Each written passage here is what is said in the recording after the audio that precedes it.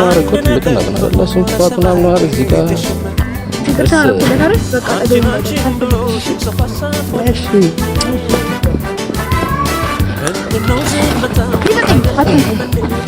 አራቱን ምን ሆነሻል? ያምቸን እንዴታችሁ አይ እኮ ተረጋግታችሁ እንድታወሩ ነው የተረጋግታችሁ አይደል?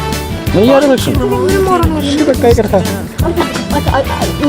ደግመ ማለት ነው ያጠገምዳችሁ ሁለት ባለ እሺ ባለ ይሄው አንዳችሁ ተናገራችሁ እንዳት ነው ሁለታችሁ እንዳት በጣም ነው ሲናደድኩት ባንተ ራሱ ማለት ነው ደህና ነገር አጣኝ ምን ልትጠራኛለህ?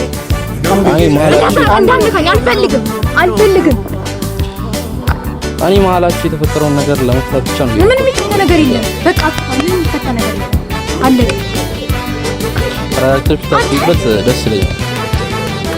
አንዴ ብትረጋጊና